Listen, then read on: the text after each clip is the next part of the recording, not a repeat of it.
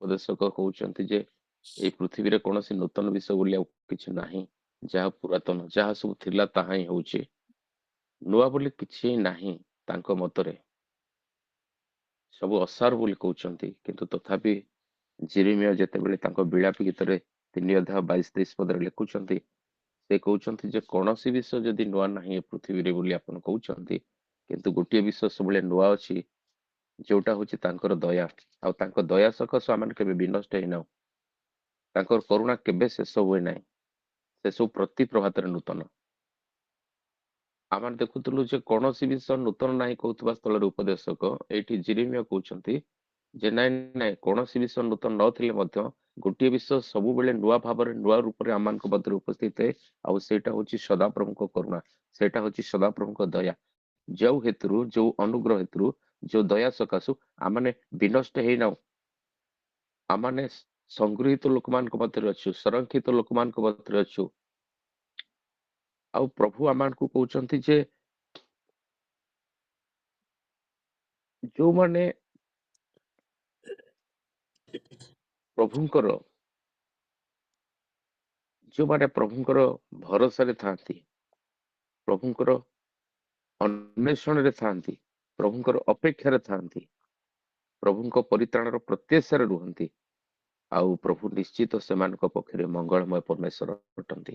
ପ୍ରଭୁ ନିଶ୍ଚିତ ଭାବରେ ସେମାନଙ୍କର ବଳଦାତା ପରମେଶ୍ୱର ଅଟନ୍ତି। ସେଥିପାଇଁ ଯିଶାୟ ତାଙ୍କ 43 ଅଧ୍ୟାୟ 18-19 ପଦରେ ଏଇ ଗୋଟିଏ କଥା ସେ କହିବା ପାଇଁ ଚାହୁଁଛନ୍ତି। ସେ କହିବା ପାଇଁ ଚାହୁଁଥିଲେ ଯେ ଆମମାନେ ଆଦ୍ୟ ବିଷୟ ସବୁ ଆଉ ସ୍ମରଣ କରିବା ନାହିଁ, କିମ୍ବା ପୁରାତନ ବିଷୟ ଏସବୁ ବିବେଚନା କରିବା ନାହିଁ, କାରଣ ଆମମାନଙ୍କର ପରମେଶ୍ୱର ଗୋଟେ ନୂତନ ବିଷୟ କରିବା ପାଇଁ ଚାହୁଁଛନ୍ତି, ଯୋଉ ବିଷୟଟା ଅଙ୍କୁରିତ ହେବା ପାଇଁ ଯାଉଛି। ସେ ନିଶ୍ଚିତ ଆମମାନଙ୍କୁ ଜଣାଇବେ। କେବେ କେବେ ଆମମାନେ ପୁରାତନ ବର୍ଷ ଗୁଡାକର କଥା, ଅତୀତର କଥା ଗୁଡାକୁ ଦୋହରାଇଥାଉ, ଅତୀତର ବିଷୟ ଗୁଡାକୁ ମନକୁ ଆଣିଥାଉ, ଆଉ ମନରେ ଭାବି ଭାବି ଆମମାନେ ଚିନ୍ତା କରୁଥାଉ ବୋଧହୁଏ ଏ ନୂଆ ବର୍ଷରେ ନୂଆ ଦିନ ଗୁଡାକ ମୋ ପାଇଁ କିଛି ନଥିବ। କିନ୍ତୁ ପ୍ରଭୁଙ୍କର ଦାସ କହିବା ପାଇଁ ଚାହୁଁଛନ୍ତି ତାଙ୍କ ବାକ୍ୟ ଦ୍ଵାରା ଯେ ନାଇଁ, ପ୍ରଭୁ କହିବା ପାଇଁ ଚାହୁଁଛନ୍ତି ଯେ ଏଇ ଯୋଉ ଆଦ୍ୟ ବିଷୟ ଗୁଡାକ, ଏଇ ଯୋଉ ପୁରାତନ ବିଷୟ ଗୁଡାକ, ଏସବୁ ସ୍ମରଣରେ ଆଣୁ ନାହିଁ। ତମାନେ ଏସବୁ ବିଷୟରେ ବିବେଚନା କର ନାହିଁ, କିନ୍ତୁ ପରମେଶ୍ୱର ଯେ ଗୋଟେ ନୂତନ ବିଷୟ ତୁମ ପାଇଁ କରିବା ପାଇଁ ଚାହୁଁଛନ୍ତି, ପରମେଶ୍ୱର ଯୋଉ କାର୍ଯ୍ୟଟା କରିବା ପାଇଁ ଚାହୁଁଛନ୍ତି, ସେଇଟା ଅଙ୍କୁରିତ ହେବା ବେଳେ ଅଙ୍କୁରିତ ହେଲାଣି, ସେଇଟା ତାର ଗଜା ହେଲାଣି ସେଇଟା, ଆଉ ସେଇଟା ନିଶ୍ଚିତ ସେ ତୁମମାନଙ୍କୁ ଜଣାଇବେ। ତାର 10 ପଦରେ ସେ କହୁଛନ୍ତି ଯେ ଆମେ କହିବା ଆଉ ତାହା କି ଅନ୍ୟଥା ହେବ। ପରମେଶ୍ୱର କାର୍ଯ୍ୟ କରିବେ ଆଉ ସେଇଟା ଅନ୍ୟଥା ହେବ ନାହିଁ। ଲୋକମାନେ ଭାବନ୍ତି ପରମେଶ୍ୱର ବୋଧେ କାର୍ଯ୍ୟ କରୁନାହାନ୍ତି, ପରମେଶ୍ୱର ବୋଧେ ମୋ ଜୀବନରେ କୌଣସି କାର୍ଯ୍ୟ ମୁଁ ଦେଖିବା ପାଇଁ ପାରୁନି, ସେଥିପାଇଁ ମୋ ପାଇଁ ବୋଧେ ପରମେଶ୍ୱର କଣ ହେଇଯାଇଛନ୍ତି ନା ନିସ୍ତବ୍ଧ ହେଇଯାଇଛନ୍ତି, ମୁଁ କୌଣସି ଉପକାର ପାଉନାହିଁ, କୌଣସି ତାଙ୍କର କରୁଣା ଦେଖୁନାହିଁ, ତାଙ୍କର ମଙ୍ଗଳଦାନ ଦେଖୁନାହିଁ। ପ୍ରଭୁ କହୁଛନ୍ତି ଆମେ ତୁମକୁ ଜଣାଇବା ଯୋଉ କାର୍ଯ୍ୟଟା କରିବା ପାଇଁ ଚାହୁଁଛୁ, ଆଉ ସେଟା ଅଙ୍କୁରିତ ହେବା ପାଇଁ ଯାଉଛି, ଅଙ୍କୁରିତ ହେଲାଣି, ଆମେ ଜଣାଇଦେବା ତୁମକୁ।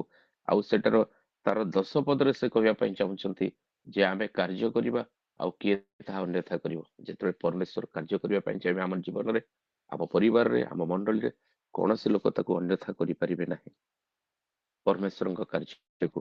ଜେରେମିୟ ତାଙ୍କର, ଯଦି ଆମେ ଦେଖୁ ଜେରେମିୟଙ୍କ ପୁସ୍ତକର ତାର 29 ପର୍ବ ଆଉ 11 ପଦରେ ସେ କହୁଛନ୍ତି ତମର ସଂକଳ୍ପ ଗୁଡାକ ମୋର ସଂକଳ୍ପ, ୟା ଭିତରେ ବହୁତ ଫରକ ଅଛି।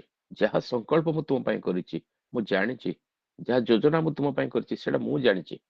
ମୁଁ ରଖିଛି କଣ ଯୋଜନା ତୁମ ପାଇଁ। ତୁମେ ନିଜେ ନିଜର ଯୋଜନା ବିଷୟରେ ଚିନ୍ତା କରୁଛ, ନିଜେ ନିଜ ବିଷୟରେ ଯତ୍ନଶୀଳ, ନିଜେ ଭାବୁଛ ମୁଁ ସବୁ କରିଦେବି ନା। ତମ ପାଇଁ ମୋର ଗୋଟେ ପ୍ଲାନ ଅଛି, ତମ ପାଇଁ ମୋର ଗୋଟେ ଯୋଜନା ଅଛି, ତମ ପାଇଁ ମୋର ସ୍ୱତନ୍ତ୍ର ଗୋଟେ ଇଚ୍ଛା ଅଛି ଯେ ମୁଁ କେମିତି ତୁମକୁ କୋଉ ପ୍ରକାର ବ୍ୟବହାର କରିବି, ମୁଁ ତୁମ ପାଇଁ କଣ ଯୋଜନା ରଖିଛି। ତମେ ହୁଏତ ବର୍ତ୍ତମାନଟାକୁ ଦେଖି ଭାବୁଛ ଏସବୁ ମୋ ପାଇଁ ମଙ୍ଗଳଜନକ ନୁହଁ, ହିତକର ନୁହଁ, କିନ୍ତୁ ପ୍ରଭୁ କହିଛନ୍ତି ନାହିଁ, ମୁଁ ଯୋଉ ସବୁ ପ୍ଲାନ ଗୁଡାକ କରିଛି, ଯୋଉ ସବୁ ଯୋଜନା ଗୁଡିକ ତମ ପାଇଁ ପ୍ରସ୍ତୁତ କରି ରଖୁଛି, କରିଛି ମଧ୍ୟ, ସେଇଟା ଭବିଷ୍ୟତରେ ତୁମର ମଙ୍ଗଳ ନିମନ୍ତେ। ଆଉ ଏଇ ବାକ୍ୟ ଗୁଡିକୁ କିଏ କହୁଛନ୍ତି? ଏଇ ବାକ୍ୟ ଗୁଡିକୁ ଯଦି ଆମେ ଦେଖିବୁ ପ୍ରକାଶିତ ବାକ୍ୟ ଆଉ ତାର 21 ପର୍ବକୁ ଯିବୁ ଆମେ, ତାହେଲେ ଆମେ ଜାଣିପାରିବୁ ଯେ ପ୍ରକାଶିତ ବାକ୍ୟ ତାର 21 ପର୍ବ 5 ପଦରେ ଲେଖାଯାଉଛି ଯେ ସିଂହାସନ ଉପରେ ଉପବିଷ୍ଟ ଯୋଉ ପ୍ରଭୁ ସ୍ୱାମୀ ଯୀଶୁ ଖ୍ରୀଷ୍ଟ, ଯିଏକି ସିଂହାସନ ଉପରେ ଉପବିଷ୍ଟ ପରମେଶ୍ୱର, ସେ ନିଜେ କହୁଛନ୍ତି ଏଇ ବାକ୍ୟଟା ହଉଛି ସର୍ବତ ଭାବରେ ବିଶ୍ୱାସ ଯୋଗ୍ୟ। ଯୋଉ ବାକ୍ୟ ସେ କହୁଛନ୍ତି ସେଇଟା ବିଶ୍ୱାସ ଯୋଗ୍ୟ ବାକ୍ୟ, ସେ ବାକ୍ୟ କାର୍ଯ୍ୟ ସାଧକ ବାକ୍ୟ। ଯାହା କୁହନ୍ତି ସେ ତାହା ହିଁ ସାଧିତ ହୁଏ। ସେଥିପାଇଁ ସେ କହୁଛନ୍ତି ଯେ ତୁମେ ଭୟ କର ନାହିଁ, ତୁମେ ଚିନ୍ତା କର ନାହିଁ, ଆଦୌ ଭୟ କର ନାହିଁ। କାରଣ ଆମେ କରିବା ପାଇଁ ଚାହୁଁଛୁ ନୂଆ ବେଶ, ଆମେ ଖୋଲିବା ପାଇଁ ଚାହୁଁଛୁ ନୂଆ ଦ୍ୱାର, ଯୋଉଟା କି ବନ୍ଦ କରିବେ ନାହିଁ। ଆମେ ଯୋଉ ନୂଆ କାର୍ଯ୍ୟ କରିବା ପାଇଁ ଚାହୁଁଛୁ ସେଟା କେହି ଅନ୍ୟଥା କରିବେ ନାହିଁ। ଦୁଃଖର ବିଷୟ ହଉଛି ଗୋଟେ ମନୁଷ୍ୟ ନିଜ ଉପରେ ଆଉଜି ପଡେ, ସେ ସବୁବେଳେ ପରମେଶ୍ୱରଙ୍କ ଠାରେ ନିର୍ଭର ରଖେ ନାହିଁ, ପରମେଶ୍ୱରଙ୍କ ବାକ୍ୟ ଉପରେ ନିର୍ଭର କରେ ନାହିଁ, ପରମେଶ୍ୱରଙ୍କ ଠାରେ ଭରସା ରଖେ ନାହିଁ। ଯଦିଓ ପରମେଶ୍ୱରଙ୍କୁ ସେ ବିଶ୍ୱାସ କରେ, ପରମେଶ୍ୱରଙ୍କ ଠାରେ ଆତ୍ମିକ ଜୀବନରେ ବୃଦ୍ଧି ପାଏ ବୋଲି କୁହେ, କିନ୍ତୁ ତାର ଭରସାଟା ତା ନିଜ ଉପରେ ରହିଯାଇଥାଏ।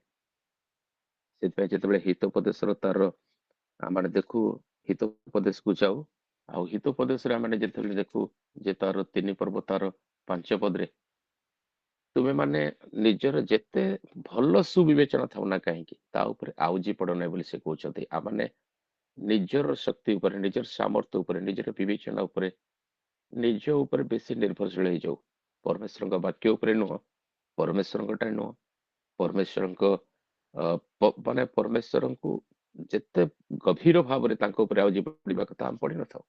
ଆମେ ନିଜ ଉପରେ ସବୁବେଳେ କଣ କରିଥାଉ ନା ନିର୍ଭରତା ରଖିଥାଉ, ଯୋଉଥିପାଇଁ ଆମେ ବିଫଳ ହେଇଯାଉ। ଆଉ ୟାର କାରଣ କଣ ପ୍ରଭୁ ଜଣେଇବା ପାଇଁ ଚାହାନ୍ତି। ୟାର କାରଣ ହଉଛି ପ୍ରଭୁ କୁହନ୍ତି ଯେ ମନୁଷ୍ୟ ଯଦିଓ ଆମମାନଙ୍କର ବିଧି ପାଳନ କରିବା ଦ୍ୱାରା ବଞ୍ଚିଥାନ୍ତା, ଆମମାନଙ୍କର ଆଜ୍ଞା ପାଳନ କରିବା ଦ୍ୱାରା ବଞ୍ଚିଥାନ୍ତା, ଆଜି କାହିଁକି ମନୁଷ୍ୟ ଭିତରେ ଆମମାନଙ୍କର ଆଜ୍ଞା ସ୍ଥାନ ପାଉନି, ଆମମାନଙ୍କ ବିଧି ପାଳନ କରିବାରେ କାହିଁକି ସେ ଅସମର୍ଥ ହଉଛି? କୋଉ ଗୋଟିଏ କଥା ଯୋଉଟା ତାକୁ ବାଧା ଦଉଛି, କୋଉ ଗୋଟିଏ କଥା ଯୋଉଟା ତାକୁ କରିବା ପାଇଁ ଭଲ ଲାଗୁନାହିଁ ମୋର ବିଧି ଗୁଡିକୁ। ଯଦି ଆମେ ଜିହିଜକଲ 11 ଅଧ୍ୟାୟକୁ ଯାଉ ଆଉ ତାର 19 ପଦକୁ ଦେଖୁ, ତାହେଲେ ଆମେ ଦେଖିବୁ ଜିହିଜକଲ 11 ଅଧ୍ୟାୟ ଆଉ ତାର 19 ପଦ, ଏଠି ସ୍ପଷ୍ଟ ଭାବରେ ଲେଖାଯାଉଛି ଏମିତି ଭାବରେ,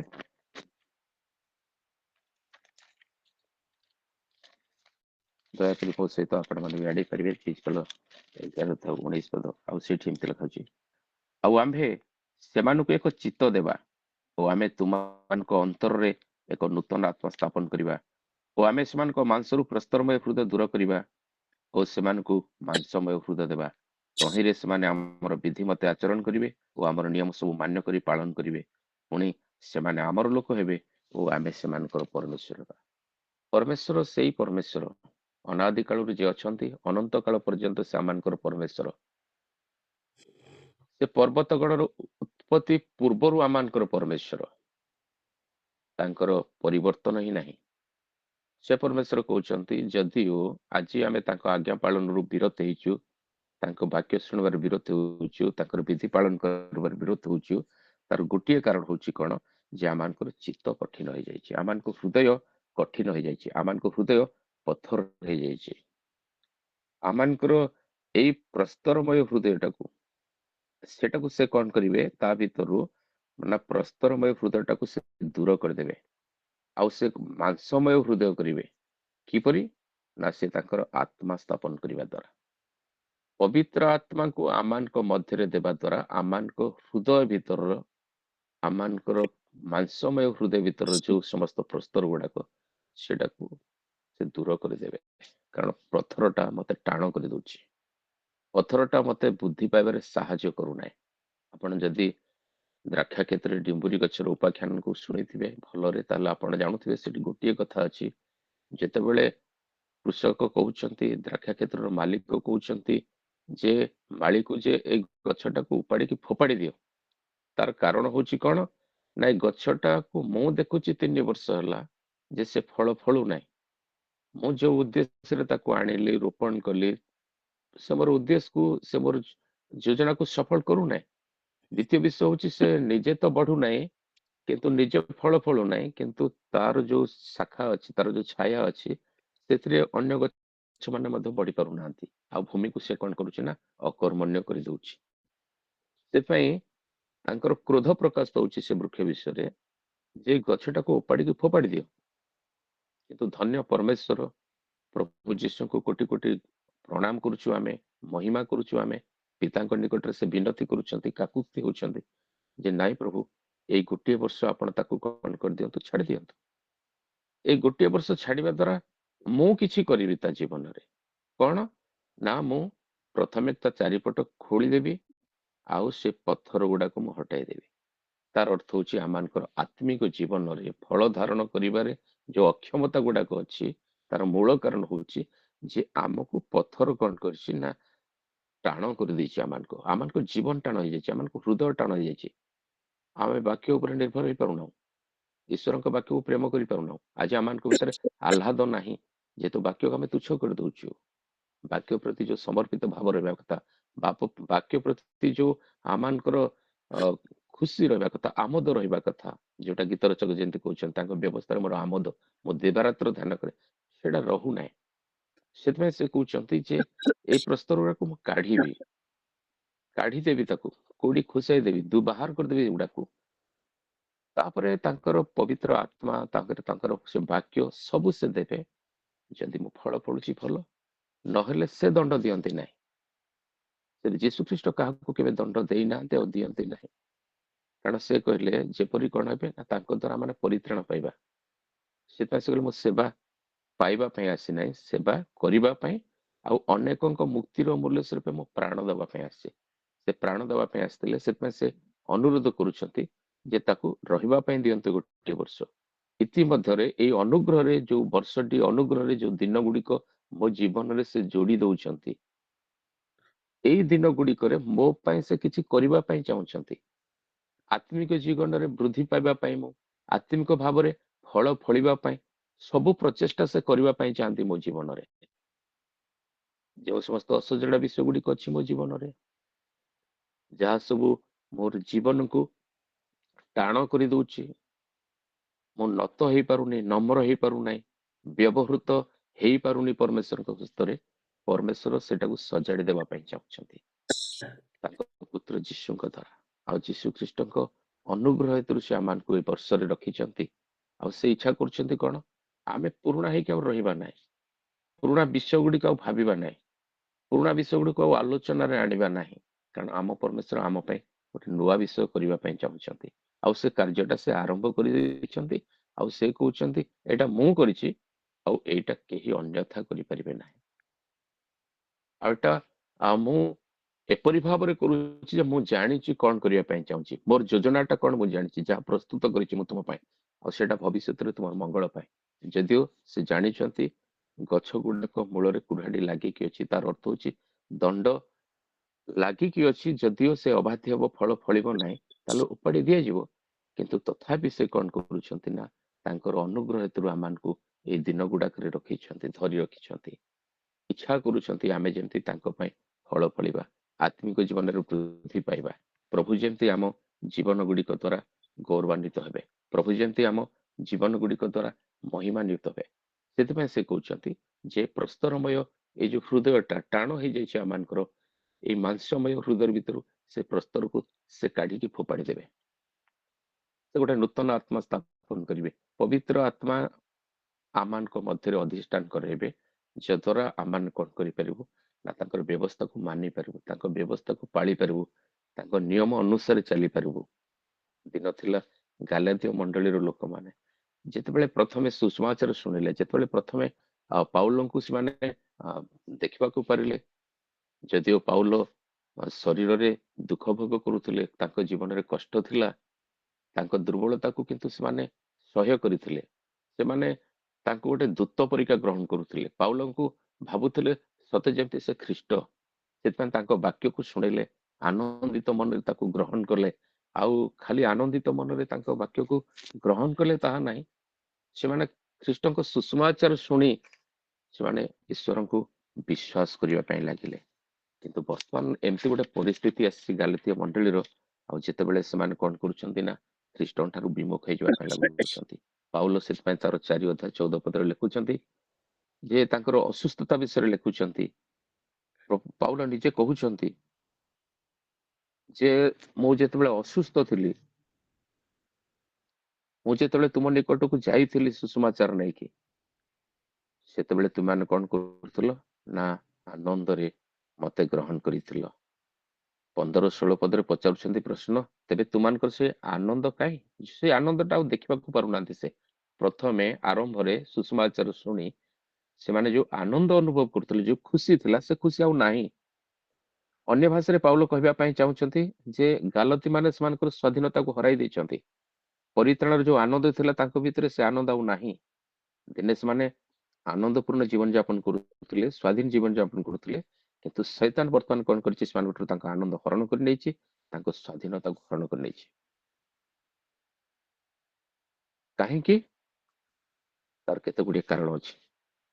ଯଦି ଆମେ ଜାଣୁ ଯେ ଗାଲତୀୟ ମାନେ ପାଉଲଙ୍କଠାରୁ ସୁସମାଚାର ଶୁଣିଥିଲେ, ଆନନ୍ଦିତ ହଉଥିଲେ, କୃତଜ୍ଞ ହଉଥିଲେ, ତାଙ୍କ ନିମନ୍ତେ ଯେକୌଣସି କାର୍ଯ୍ୟ କରିବା ପାଇଁ ମଧ୍ୟ ସେମାନେ ପ୍ରସ୍ତୁତ ଥିଲେ। ଏମିତିକି ଯଦି ପାଉଲ କହୁଛନ୍ତି ଯେ ମୁଁ ଯଦି କହିଥାନ୍ତି ତାହେଲେ ସେମାନେ ସେମାନଙ୍କ ଚକ୍ଷୁ ଉପାଡ଼ିକି ମତେ ଦେଇ ଦେଇଥାନ୍ତେ। ମାନେ କେତେ ଭଲ ପାଉଥିଲେ ତାଙ୍କୁ, କେତେ ପ୍ରେମପୂର୍ଣ୍ଣ ଜୀବନ ଯାପନ କରୁଥିଲେ। କିନ୍ତୁ ପାଉଲ କହୁଛନ୍ତି ଯେ ସେମାନଙ୍କର ଭୁଲ ସମ୍ବନ୍ଧରେ ଯେତେବେଳେ ସେ ସତ୍ୟ କହିବା ପାଇଁ ଚାହିଁଛନ୍ତି, ସେତେବେଳେ ସେ ତାଙ୍କର ଶତ୍ରୁ ହେଇଯାଇଛନ୍ତି। ସେଥିପାଇଁ ସେ କହୁଛନ୍ତି ମୁଁ ସତ୍ୟ କହିବାରୁ କି ତୁମେ ମାନେ ମୋର ଶତ୍ରୁ ହେଇଗଲ। ଅନେକ ସମୟରେ ଆପଣଙ୍କ ସତ କଥା ଆପଣଙ୍କ ପାଇଁ ଶତ୍ରୁତା ଆଣିଦିଏ। ପାଉଲ ସେଇ କଥା କହୁଛନ୍ତି। ପାଉଲ କହିବା ପାଇଁ ଚାହୁଁଛନ୍ତି ଯେଉଁମାନେ ଦିନେ ଆମମାନଙ୍କର ବନ୍ଧୁ ଥିଲେ, ସେମାନେ ଶତ୍ରୁ ହେଇଯିବା କେତେ ସହଜ। ଯେଉଁମାନେ ଆମ ଭୁଲ ସମ୍ବନ୍ଧରେ ଆମକୁ ସତ୍ୟ କହନ୍ତି, ଆମେ ମଧ୍ୟ ସେମାନଙ୍କୁ କଣ କରୁ, ନିଜେ ଶତ୍ରୁ ବୋଲି ଜ୍ଞାନ କରୁ। କିନ୍ତୁ ତଥାପି ପ୍ରଭୁ ଆମମାନଙ୍କୁ ଶିଖାଇଛନ୍ତି, ପ୍ରଭୁ ଆମମାନଙ୍କୁ କହିବା ପାଇଁ ଚାହୁଁଛନ୍ତି ଯେ ଆମେ ଯେମିତି ପ୍ରେମରେ ସତ୍ୟ କହିବୁ। ଏଫେସୀୟ 4:15 ସେ କଥା ଲେଖାଯାଉଛି। ଯଦି ସେଟା କରିବା ଦ୍ୱାରା ଆମେ ବେଳେ ବେଳେ କଣ କରୁ ନା ଆମମାନଙ୍କ ଶତ୍ରୁ ମାନଙ୍କୁ ତିଆରି କରି ଦେଇଥାଉ। କିନ୍ତୁ ଆମେ ଯେ ସତ୍ୟ କହୁଛୁ, ସତ କହୁଛୁ, ଏ ବିଷୟରେ ଆମେ ନିଶ୍ଚିନ୍ତ ହେବା ଉଚିତ। ଆଉ କାହାକୁ କାହା ପଛରେ ନ କହି ଆମେ କଣ କରିବା ଉଚିତ, ମୁଖାମୁଖି କହିବା ଦରକାର, ପ୍ରେମରେ କହିବା ଦରକାର। କାରଣ ପାଉଲଙ୍କ ସମୟରେ ଗାଲାତୀୟ ମଣ୍ଡଳୀକୁ କିଛି ଭଣ୍ଡ ଶିକ୍ଷକ ମାନେ ପ୍ରବେଶ କରିଥିଲେ। ଆଉ ପାଉଲ ସେଇ କଥା କହୁଛନ୍ତି ଯେ ଏଇମାନେ ଯୋଉ ପ୍ରବେଶ କରିଛନ୍ତି ଭିତରେ, ଏଇମାନେ ଖାଲି ସୁସମାଚାରକୁ ବିକୃତ କରୁନାହାନ୍ତି, ଉଦ୍ୟୋଗୀ ଲୋକମାନଙ୍କୁ ସୁଦ୍ଧା ମୋ ଠାରୁ ପୃଥକ କରିଦେବା ପାଇଁ ସେମାନେ ଚାହୁଁଛନ୍ତି। 17 ଯଦି ଦେଖିବେ ଆପଣ, ସେଇଟା ଲେଖାଯାଇଛି ସେଠି ପାଉଲଙ୍କ ସେବା କରିବା ପରିବର୍ତ୍ତେ ଗାଲତୀୟ ମାନେ ସେମାନଙ୍କ ସେବା କରନ୍ତୁ ବୋଲି ସେମାନେ ଚାହୁଁଥିଲେ। ସେଥିପାଇଁ ପାଉଲ କହୁଛନ୍ତି ଯେ ଗାଲତୀୟ ମାନେ ପ୍ରଥମେ ପାଉଲଙ୍କ ନିମନ୍ତେ ଉଦ୍ୟୋଗୀ ଥିଲେ, ତାଙ୍କୁ ସୁସମାଚାର ଶୁଣିବା ପାଇଁ ଅତି ଆଗ୍ରହ ଦେଖାଉଥିଲେ, କିନ୍ତୁ ବର୍ତ୍ତମାନ ପାଉଲଙ୍କ ସେମାନଙ୍କ ସହିତ ନଥିଲେ। ସେଥିପାଇଁ ସେମାନେ କଣ କରିଛନ୍ତି ନା ଭଣ୍ଡ ଶିକ୍ଷକ ମାନଙ୍କ ନିମନ୍ତେ ଉଦ୍ୟୋଗୀ ହେଇଯାଇଛନ୍ତି, ଯୋଉମାନଙ୍କର ଉଦ୍ଦେଶ୍ୟ ଭଲ ନଥିଲା। 17 କହୁଛି ଯେ ସେମାନଙ୍କର ଉଦ୍ଦେଶ୍ୟ ଭଲ ନୁହେଁ, ଉଦ୍ୟୋଗଟା ଭଲ, ଉଦ୍ୟୋଗୀ ବୋଲି ଦେଖାଉଛନ୍ତି ସେମାନେ, କିନ୍ତୁ ସେମାନଙ୍କର ଯୋଉ ଯୋଜନାଟା, ସେମାନଙ୍କର ତୁମ ପକ୍ଷରେ ଯୋଉ ଉଦ୍ୟୋଗଟା, ସେଟା ଉତ୍ତମ ନୁହଁ। ପ୍ରଥମ କଥା ହଉଛି ସେମାନେ ମୋ ଠାରୁ ତୁମକୁ ପୃଥକ କରିବା ପାଇଁ ଚାହାନ୍ତି। ସେଥିପାଇଁ ଆପଣ ଦେଖିବେ 19 ଆଉ 20 ପଦରେ ଗାଲାତୀୟ ମଣ୍ଡଳୀକୁ ପାଉଲ ଯେତେବେଳେ ଲେଖୁଛନ୍ତି, ସେଇ କଥା ଲେଖିବା ପାଇଁ ଚାହୁଁଛନ୍ତି। ଆମେ ଯଦି ଗାଲାତୀୟ ମଣ୍ଡଳୀକୁ ପ୍ରେରିତ ପାଉଲଙ୍କ ପତ୍ର ଦେଖୁ, 4 ଅଧ୍ୟାୟ ଆଉ ତାର 19 ପଦ, ତାହେଲେ ଆମେ ଦେଖିପାରିବୁ ଏଠି ଏମିତି ଲେଖାଯାଇଛି। ପଢୁଛି,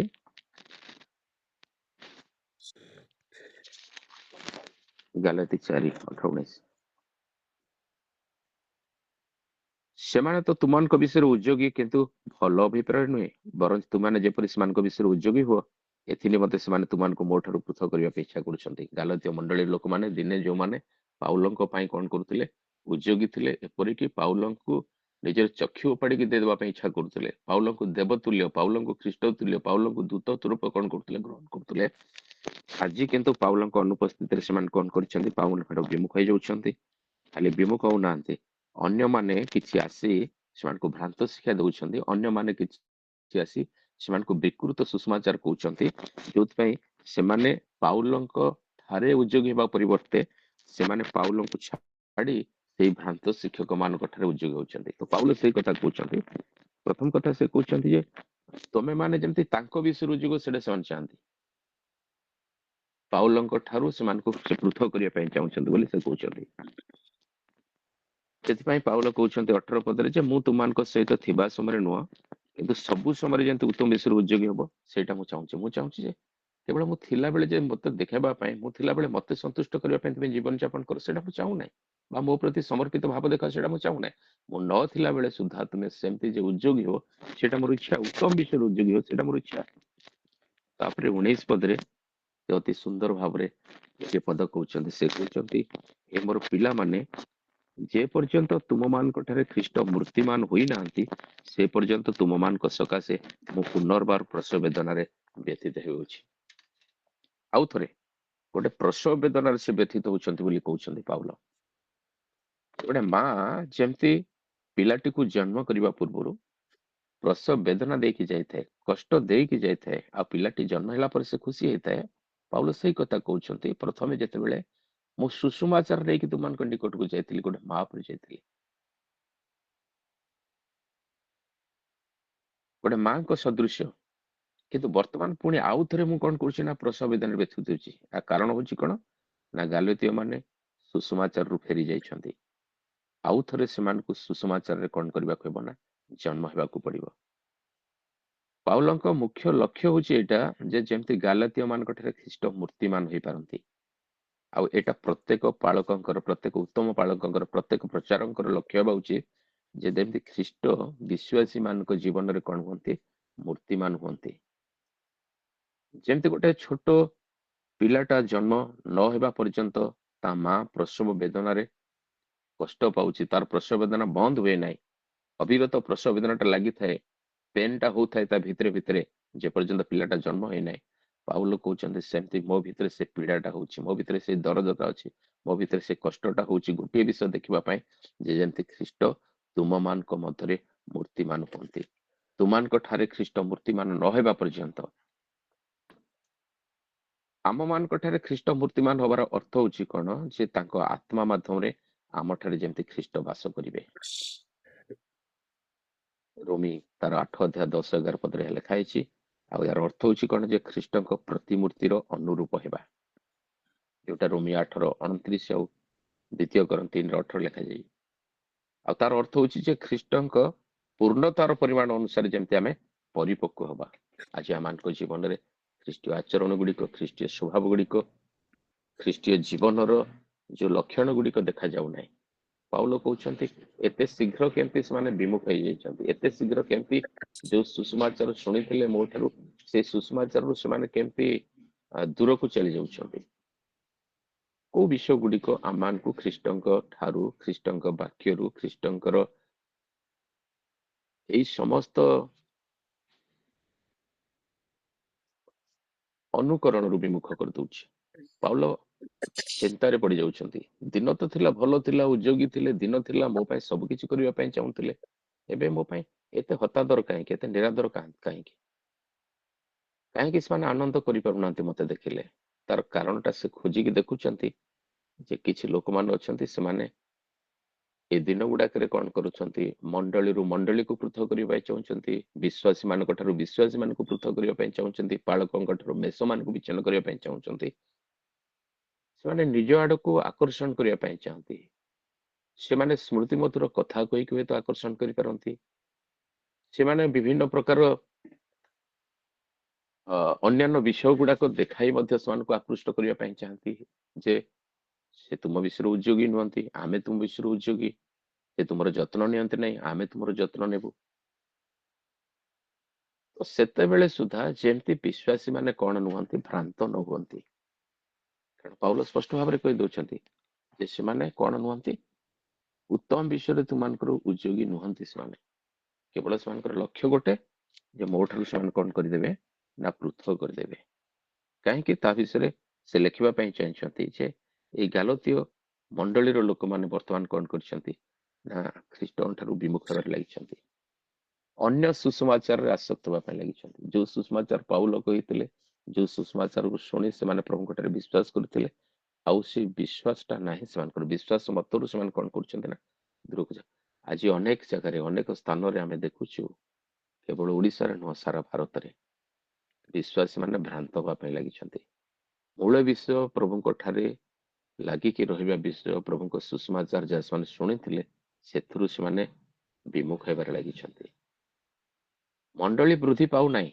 ଆପଣ ଯଦି ବସିକି ଚିନ୍ତା କରିବେ ମଣ୍ଡଳୀ ବୃଦ୍ଧି ପାଉନାହିଁ, ମଣ୍ଡଳୀର ବିଶ୍ୱାସୀ ମାନେ ଯଦି ଆଜି ଏଇ ମଣ୍ଡଳୀରେ ଅଛନ୍ତି, କାଲି ଆଉ ଗୋଟିଏ ମଣ୍ଡଳୀ ଅଛନ୍ତି, ପରଦିନ ଆଉ ଗୋଟିଏ ମଣ୍ଡଳୀରେ ଅଛନ୍ତି, ସମାନ ସଂଖ୍ୟା। ଆଉ ଏଇଟା ହେବା ଦ୍ୱାରା କଣ ହଉଛି, ଶୈତାନ ଖୁସି ହଉଛି, ଶୈତାନ ବିଭାଜନ କରିବାରେ ସନ୍ତୁଷ୍ଟ ହୁଏ। ଶୈତାନ ମିଳନ ଦେଖେ ନାହିଁ, ମିଳନକୁ ଶୈତାନ ଭଲ ପାଏ ନାହିଁ। ଶୈତାନର କାମ ହଉଛି ସେଟା ଚୋରି କରିବା, ବଧ କରିବା, ବିନାଶ କରିବା। ଆମେ ବୁଝିପାରୁନାହୁଁ। ଯେ ପ୍ରକାର ଆମେ ବୁଝିପାରିବୁ, ଆମେ ଜାଣିପାରିବୁ, ସେଥିପାଇଁ ଆମମାନଙ୍କୁ ଆଉ ନିଜ ଉପରେ ନୁହଁ, ପ୍ରଭୁଙ୍କ ଶକ୍ତି ଉପରେ, ପ୍ରଭୁଙ୍କ ଭରସା ଉପରେ ବିଶ୍ୱାସ କରିବାକୁ ହେବ। ଆମେ ବିଧିବିଧାନ ଗୁଡାକ ଉପରେ ନୁହଁ, ଆଜି ନିୟମ କାନୁନ ଉପରେ, ବିଧିବିଧାନ ଉପରେ ମୂଷା ଯେମିତି ଆମମାନଙ୍କୁ ନିୟମ ଦେଇଥିଲେ, ଆମେ କହୁଛୁ ସିନାଇ ପର୍ବତରୁ ଦେଇଥିଲେ ମୂଷା ନିୟମ। ତ ନିୟମ ଗୁଡାକ ଦ୍ୱାରା ଆମେ ପରିତ୍ରାଣ ପାଉନାହୁଁ, ଅନୁଗ୍ରହରେ ଆମେ ପରିତ୍ରାଣ ପାଉଛୁ। ଖ୍ରୀଷ୍ଟଙ୍କ ଠାରେ ବିଶ୍ୱାସ କରିବା ଦ୍ୱାରା ଆମେ ପରିତ୍ରାଣ ପାଉଛୁ। କିନ୍ତୁ ମଣ୍ଡଳୀ ଆଜି ମୂଳ ପ୍ରସଙ୍ଗରୁ, ମୂଳ ବିଷୟରୁ କଣ ହଉଛି ନା ଦୂରକୁ ଚାଲି ଯାଉଛି। ମଣ୍ଡଳୀ ଆୟୋଜନ ଉପରେ ଆୟୋଜନ କରିବା ପାଇଁ ଲାଗୁଛି, ମଣ୍ଡଳୀ ବିଭିନ୍ନ ପ୍ରକାର ପରିବେଷଣ ଉପରେ ଲାଗିକି ରହୁଛି, ମଣ୍ଡଳୀ ବିଭିନ୍ନ ପ୍ରକାର ମାନେ ସାଂସ୍କୃତିକ କାର୍ଯ୍ୟକ୍ରମରେ ଲାଗିକି ରହୁଛି। ମଣ୍ଡଳୀ ପୁରାତନ ନିୟମର 5ଟା ଯାକ ପୁସ୍ତକରେ ଯୋଉ ବିଧି ଆଉ ବିଧାନ ଗୁଡାକ ଲେଖା ହେଇଥିଲା, ତାକୁ ନିର୍ଦ୍ଧାରଣ କରି ସେଇ ଅନୁସାରେ ଚାଲିବା ପାଇଁ ଲାଗୁଛି। ଯେତେବେଳେ କି ଆମେ ଜାଣୁ ଏଇ ବିଧି ବିଧାନ ଗୁଡାକ ଦ୍ୱାରା ନୁହଁ, କିନ୍ତୁ ଅନୁଗ୍ରହରେ ଆମେ ପରିତ୍ରାଣ ପାଉଛୁ।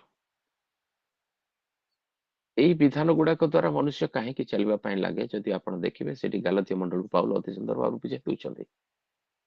ସେ କହି ଦଉଛନ୍ତି ଆବ୍ରାହମ ଆଉ ସାରା ଏମାନଙ୍କ ବିଷୟରେ ଗୋଟେ ଭଲ ସୁନ୍ଦର ଉଦାହରଣ ଦେଇଛନ୍ତି।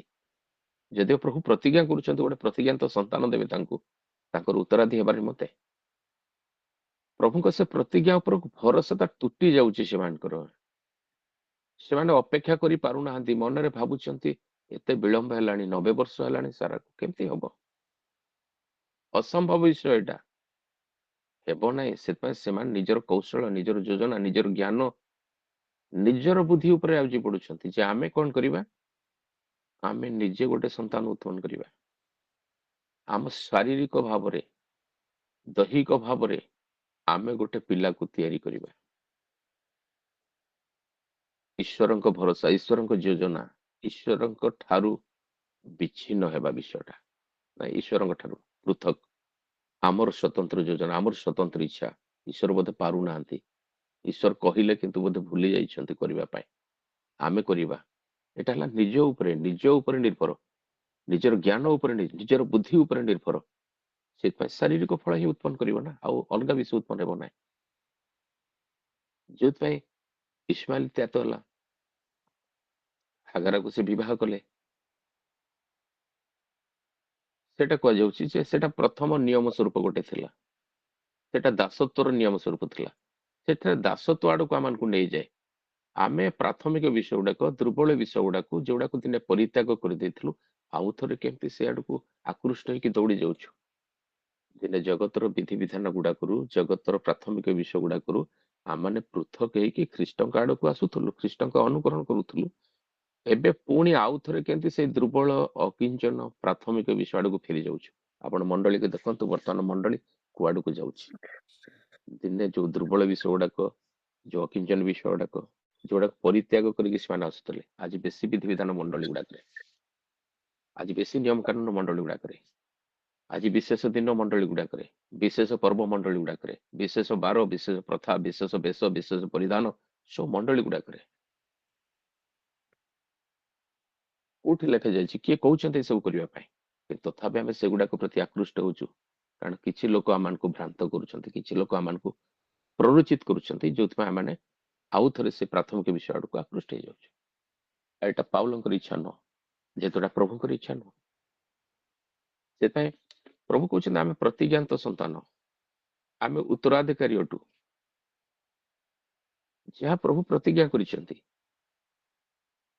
ସେଥିପାଇଁ ଆମେ ସ୍ୱାଧୀନ ସ୍ତ୍ରୀର ସନ୍ତାନ, ଆମେ ଦାସତ୍ୱର ସନ୍ତାନ ନୁହଁ। ଆମେ ଯଦି ସ୍ୱାଧୀନ, ଆମକୁ ଜାଣିବାକୁ ହବ ଖ୍ରୀଷ୍ଟଙ୍କ ଆତ୍ମା ମାନଙ୍କ ଠାରେ ଅଛନ୍ତି, ଖ୍ରୀଷ୍ଟ ଆତ୍ମା ମାନଙ୍କ ମଧ୍ୟରେ ବାସ କରନ୍ତି, ଖ୍ରୀଷ୍ଟଙ୍କ ଆତ୍ମା ମାନଙ୍କୁ ପରିଚାଳନା କରୁ। ଯଦି ନାହାନ୍ତି, ତାଙ୍କ ବିଧି ପାଳନ କରୁନ, ଆଜ୍ଞା ମାନୁନାହୁଁ, କଥା ଶୁଣୁନାହୁଁ, ଆମମାନଙ୍କ ଚିତ୍ତ କଣ ହେଇଯାଇଛି, ଟାଣ ହେଇଯାଇଛି, କଠିନ ହେଇଯାଇଛି ଆମମାନଙ୍କ ହୃଦୟ।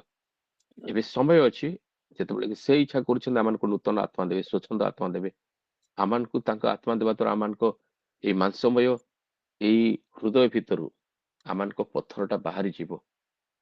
ଆଉ ଆମମାନେ କଣ କରିପାରିବା? ତାଙ୍କ ବାକ୍ୟ ପାଳନ କରିପାରିବା, ତାଙ୍କ ଆଜ୍ଞା ମାନିପାରିବା।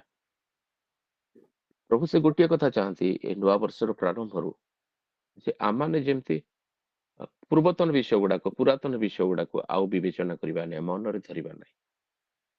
ଯଦି ଆମେ ପାରିନାହୁଁ, ଆମ ପରମେଶ୍ୱର ଯୋଉ କାମ କରିବା ପାଇଁ ଚାହୁଁଛନ୍ତି, ସେ ଯଦି କାର୍ଯ୍ୟ କରିବା ଆରମ୍ଭ କରିଦେବେ, କିଏ ଅନ୍ୟଥା କରିବେ ନାହିଁ। ସେଥିପାଇଁ ସେ କହୁଛନ୍ତି ଆମେ କାର୍ଯ୍ୟ କରିବା, କିଏ କି ତା ଅନ୍ୟଥା କରିବ? କେହି ଅନ୍ୟଥା କରିବେ ନାହିଁ। ଆଉ ସେ କାର୍ଯ୍ୟଟା ଗୋଟେ ନୂତନ କାର୍ଯ୍ୟ, ଆଉ ଆମେ ଆରମ୍ଭ କରିବା ପାଇଁ ଯାଉଛୁ ସେ କାର୍ଯ୍ୟଟା, ସେଟା ଅଙ୍କୁରିତ ହେଲାଣି, ଆମେ ସେଟା ତୁମକୁ ଜଣାଇବା ତୁମର ଭବିଷ୍ୟତର ମଙ୍ଗଳ ନିମନ୍ତେ। ଆମେ ସେ ଯୋଜନାଟାକୁ ଜାଣିଛୁ, ସେ ଯୋଜନାଟା ପ୍ରସ୍ତୁତ କରୁ, ସେ ଯୋଜନାଟା ଆମେ ଜାଣୁ କଣ କରିବା ପାଇଁ ଚାହୁଁଛୁ ତୁମ ପାଇଁ। ତମେ କେବଳ ଆମ ବାକ୍ୟ ଶୁଣ, ଆଜ୍ଞା ପାଳନ କର, ଆମ ବାକ୍ୟରେ ସ୍ଥିର ହେଇକି ରୁହ, ଆମଠାରେ ସେ ନିର୍ଭର ରଖ, ଆମଠାରୁ ବିଚ୍ୟୁତ ହୁଅ ନାହିଁ, ଆମଠାରୁ ପୃଥକ ହୁଅ ନାହିଁ।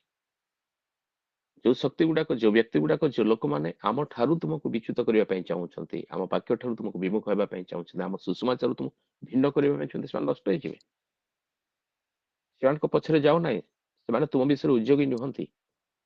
ସେମାନେ ବଡ ଉଦ୍యోଗୀ ବୋଲି ଦେଖାଉଛନ୍ତି ତୁମକୁ, ଯେହେତୁ ତାଙ୍କର ଗୋଟେ ଲକ୍ଷ୍ୟ କଣ, ଯେମିତି ମୋ ଠାରୁ ସେମାନେ ତୁମକୁ ପୃଥକ କରିବେ। ତାର ଅର୍ଥ ହଉଛି ସେମାନେ ଆମ ଠାରୁ ତୁମକୁ ପୃଥକ କରିବେ।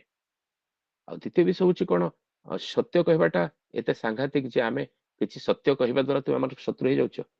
ଆଜି ମଣ୍ଡଳୀର ବିଶ୍ୱାସୀ ବିଶ୍ୱାସିନୀ ମାନେ, ମଣ୍ଡଳୀର ଭାଇ ଭଉଣୀ ମାନେ କାହିଁକି ଶତ୍ରୁ ହେଇଯାଉଛନ୍ତି? ତାର କାରଣ ହଉଛି ବାଳକ ଯଦି ସେମାନେ ଯାହା କରୁଛନ୍ତି, ସେମାନଙ୍କୁ ସତ୍ୟ ଭାବରେ ଶାସନ କରିବା ପାଇଁ ଚାହୁଁଛନ୍ତି, ଅନୁଯୋଗ କରୁନାହାନ୍ତି, ତାହେଲେ ସେମାନେ ଭଲ ବାଳକ। ଏଠି ସ୍ପଷ୍ଟ ଭାବରେ ଲେଖାଯାଉଛି ନା ସେମିତି ନୁହଁ। ପାଉଲ କହିଲେ, ମୁଁ ଶତ୍ରୁ ହେଇଛି କେବଳ ଏଇଥିପାଇଁ ଯେ ମୁଁ ସତ କଥା କହୁଥିବା ହେତୁରୁ, ମୁଁ ତୁମର ପାପ ଦେଖାଉଥିବା ହେତୁରୁ, ମୁଁ ତୁମକୁ ମାର୍ଜିତ କରୁଥିବା ହେତୁରୁ, ମୁଁ ତୁମକୁ ସଂଶୋଧନ କରିବା ପାଇଁ ଚାହୁଁଥିବା ହେତୁରୁ। ଆଜି ଅପରିବର୍ତ୍ତନୀୟ ଲୋକମାନଙ୍କୁ ନେଇକି ମଣ୍ଡଳୀ ଚାଲୁଛି। ମନ ପରିବର୍ତ୍ତନ କରିଥିବା ଲୋକମାନଙ୍କୁ ନେଇ ନୁହଁ, ନ ପରିବର୍ତ୍ତନ କରିଥିବା ଲୋକମାନଙ୍କୁ ନେଇକି, ଯୋଉଟା ବଡ କଷ୍ଟର ବିଷୟ, ଦୁଃଖର ବିଷୟ। ସେଥିପାଇଁ ପାଉଲ କହୁଛନ୍ତି ଯେ ମତେ ଦୁଃଖ ଲାଗୁଛି, ଡର ଲାଗୁଛି, ଭୟ ଲାଗୁଛି କଣ, ଯେ ତୁମେ ମୂଳ ବିଷୟରୁ, ମୁଖ୍ୟ ସୁଷମାଚାରରୁ ଦୂରକୁ ଚାଲି ଯାଉଛ, ଭିନ୍ନ ସୁଷମାଚାରରେ ଆସକ୍ତ ହେଇଯାଉଛ। ଆଉ ଏଇଟା ଯେପରି ନହେବ, ତମେ ଯେମିତି ତମର ଆନନ୍ଦ ନ ହରାଇବ, ସେଥିପାଇଁ ତମେ କଣ କର ନା ପ୍ରଭୁଙ୍କ ଠାରେ ଲାଗିକି ରୁହ, ପବିତ୍ର ଆତ୍ମାଙ୍କ ଦ୍ୱାରା ବୃଦ୍ଧି ପାଅ। ପବିତ୍ର ଆତ୍ମା ତୁମକୁ ଫଳ ଧାରଣ କରିବାରେ ସାହାଯ୍ୟ କରିବେ। ନିଜର ଯେତେ ଭଲ ବିବେଚନା ଶକ୍ତି ଥାଉ ନା କାହିଁକି, ଜ୍ଞାନ ଥାଉ ନା କାହିଁକି, ବୁଦ୍ଧି ଥାଉ ନା କାହିଁକି, ତା ଉପରେ ଜମା ଆଉଜି ପଡ ନାହିଁ, ପ୍ରଭୁଙ୍କ ଉପରେ ଆଉଜି ପଡ। ଯେହେତୁ ସେ ପ୍ରଭୁ କହୁଛନ୍ତି ଆମେ ନୂଆ କରିବା, ସେ ପ୍ରଭୁ କହୁଛନ୍ତି ଆମର ଦୟା ଶେଷ ହବ ନାହିଁ, ସେ ପ୍ରଭୁ କହୁଛନ୍ତି ଆମେ ପଥର କାଢି ଉପାଡି ଫୋପାଡି ଦେବା, ସେ ପ୍ରଭୁ କହୁଛନ୍ତି ଇତିମଧ୍ୟରେ ଆମେ ତା ଜୀବନରେ କାର୍ଯ୍ୟ କରିବା। ଅନୁଗ୍ରହରେ ଯୋଉ ବର୍ଷ ଗୁଡିକ ପ୍ରଭୁ ଆମମାନଙ୍କୁ ଦେଇଛନ୍ତି, ସେ ଆମମାନଙ୍କ ପାଇଁ କିଛି କରିବା ପାଇଁ ଚାହୁଁଛନ୍ତି, ତାଙ୍କର ଯୋଜନା ମୁତାବକ କିଛି ରଖିଛନ୍ତି ଆମ ପାଇଁ। ଆମେ ଅଧୈର୍ଯ୍ୟ ହେବା ନାହିଁ, ଭୟଭୀତ ହେବା ନାହିଁ, ଚିନ୍ତିତ ହେବା ନାହିଁ। ତାଙ୍କ ହସ୍ତରେ ଅଛୁ ଆମେ, ସେଇଟା ହେଲା ସବୁଠୁ ବଡ ବିଷୟ। ସେ ଧାରଣ କରିଛନ୍ତି ଆମକୁ, ସେଇଟା ହଉଛି ସବୁଠୁ ବଡ ବିଷୟ। ଆଉ ଯିଏ ଏପର୍ଯ୍ୟନ୍ତ ସମ୍ଭାଳିଲେ ସେ ଭବିଷ୍ୟତରେ ମଧ୍ୟ ବହିବେ, ଏ ପ୍ରତିଜ୍ଞା ମଧ୍ୟ ସେ ଦେଇଛନ୍ତି। ସେଥିପାଇଁ ଆମେ କେବଳ ବିଶ୍ୱସ୍ତ ଭାବରେ କଣ କରିବୁ, ତାଙ୍କର ଅନୁକରଣ କରିବୁ, ତାଙ୍କ ଆଜ୍ଞା ପାଳନ କରିବୁ, ଆଉ ତାଙ୍କଠାରେ ବିଶ୍ୱାସରେ ସ୍ଥିର ହେଇକି ରହିବୁ, ସେଇଟା ସେ ଚାହୁଁଛନ୍ତି। ତାହେଲେ ଆମମାନଙ୍କ ଆତ୍ମିକ ଜୀବନ ବୃଦ୍ଧି ପାଇବ, ଆମମାନଙ୍କ ଜୀବନରେ ଯୋଉ ଆହ୍ଲାଦ ହଜିଯାଇଛି, ଯୋଉ ଆନନ୍ଦ ହଜିଯାଇଛି, ସେ ଆନନ୍ଦ ଆମେ ଫେରି ପାଇବା, ପ୍ରଭୁଙ୍କ ସହିତ ଗୋଟେ ଉତ୍ତମ ସହଭାଗିତା ହେବ, ଏବଂ ପ୍ରଭୁ ଆମମାନଙ୍କ ଜୀବନକୁ ଆଶୀର୍ବାଦ ଯୁକ୍ତ କରିବେ, ବ୍ୟବହାର ଉପଯୋଗୀ କରିବେ, ଅନେକଙ୍କ ନିମନ୍ତେ ବ୍ୟବହାର ମଧ୍ୟ ସେ କରିବେ। ସେଥିପାଇଁ ସେ ଚାହୁଁଛନ୍ତି ସେଇ ଗୋଟିଏ ବିଷୟ, ଯେ ଖ୍ରୀଷ୍ଟ ଯେମିତି ମୂର୍ତ୍ତିମାନ ହେଇଯାଆନ୍ତୁ ଆମମାନଙ୍କ ଭିତରେ, ଖ୍ରୀଷ୍ଟଙ୍କ ସ୍ୱଭାବ ଯେମିତି ଆମମାନଙ୍କ ଜୀବନରେ ଆସୁଆରି, ଖ୍ରୀଷ୍ଟଙ୍କ ଅନୁଗତ ହେଇ ଖ୍ରୀଷ୍ଟୀୟ ଆଚରଣ ଗୁଡିକ ଯେମିତି ଆମ ଜୀବନରେ ଦେଖାଯାଉ। ମୂର୍ତ୍ତିମନ୍ତ ହେବାର ଅର୍ଥ ହଉଛି, ଫର୍ମର ଅର୍ଥ ହଉଛି ଯେ ପୂର୍ଣ୍ଣତଃ ଖ୍ରୀଷ୍ଟ ଯେମିତି ଆମମାନଙ୍କ ଜୀବନରେ ପରିଲକ୍ଷିତ ହୁଅନ୍ତୁ, ଲୋକମାନେ ଯେମିତି ଆମମାନଙ୍କ ଜୀବନକୁ ଦେଖିଲେ ଜାଣିପାରିବେ ଆମେ ଖ୍ରୀଷ୍ଟଙ୍କର ବୋଲି। ଏଇଟା ଗୋଟେ ବଡ ବିଷୟଟା ଯୋଉଟାକୁ ପାଉଲ କହୁଛନ୍ତି ଯେ ମୁଁ ଚିନ୍ତା କରୁଛି ମନରେ ପ୍ରସବ ବେଦନା ଅଛି ମୋ ଭିତରେ ଗୋଟେ ଯେ ଆଉଥରେ କେମିତି ତୁମେ ସେଇ ସ୍ୱଭାବକୁ ଫେରି ଆସ ଆଉଥରେ ସେ ଆଚରଣରୁ ତୁମଠାରେ ଦେଖାଯାଉ। ମା ଯେମିତି ଗୋଟେ ପିଲାକୁ ଜନ୍ମ କରିବା ପୂର୍ବରୁ କେବଳ କଷ୍ଟ ଦେଇକି ଯାଏ ସେମିତି ମୁଁ ଯେପର୍ଯ୍ୟନ୍ତ ନ ଦେଖିଛି ତୁମକୁ ସେ ଅବସ୍ଥାରେ ସେ ପର୍ଯ୍ୟନ୍ତ ସେ କଷ୍ଟଟା ମୋ ଭିତରେ ଅଛି। ଆଜି ଆପଣଙ୍କ ଭିତରେ ମୋ ଭିତରେ ଆମ ଭିତରେ ସେଇ କଷ୍ଟ ଅଛି କି ଯେ ଆମମାନଙ୍କ ମଣ୍ଡଳୀର ବିଶ୍ୱାସୀ ମାନଙ୍କ ଭିତରେ ଆମମାନଙ୍କ ନିଜ ଜୀବନ ଭିତରେ ଆମମାନଙ୍କ ପିଲାମାନଙ୍କ ଭିତରେ ଖ୍ରୀଷ୍ଟ କେମିତି ମୂର୍ତ୍ତିମନ୍ତ ହୁଅନ୍ତୁ, ଖ୍ରୀଷ୍ଟ ସ୍ୱଭାବ ଗୁଡିକ କେମିତି ଦେଖାଯାଉ, ଖ୍ରୀଷ୍ଟ ଆଚରଣ ଗୁଡିକ ଯେମିତି ପରିଲକ୍ଷିତ ହଉ। ଯଦି ଅଛି ପ୍ରଭୁ ନିଶ୍ଚିତ ଆମମାନଙ୍କୁ ଆଶୀର୍ବାଦ କରିବେ, ଯଦି ନାହିଁ ତଥାପି ପ୍ରଭୁ ଆମମାନଙ୍କୁ କଣ କରୁଛନ୍ତି ନା ଅନୁଗ୍ରହରେ ଏ ଦିନ ଗୁଡିକରେ ରଖିବା ପାଇଁ ଚାହୁଁଛନ୍ତି, ଆଶୀର୍ବାଦ କରିବା ପାଇଁ ଚାହୁଁଛନ୍ତି। ତାଙ୍କର ଶକ୍ତି ତାଙ୍କର ସାମର୍ଥ୍ୟ ତାଙ୍କର ପବିତ୍ର ଆତ୍ମା ଦେଇ ତାଙ୍କର ବାକ୍ୟ ଦେଇ ଯେମିତି ଆମେ ପରିପୃଷ୍ଟ ହେବା ଏବଂ ତାଙ୍କ ନିମନ୍ତେ ଫଳ ଧାରଣ କରିବା, ତାଙ୍କର ଆଶୀର୍ବାଦ ପ୍ରାଣ ହେବା। ପ୍ରଭୁ ଏ ଅଳ୍ପ ବାକ୍ୟରେ ଆମ ସମସ୍ତଙ୍କୁ ଆଶୀର୍ବାଦ କରନ୍ତୁ।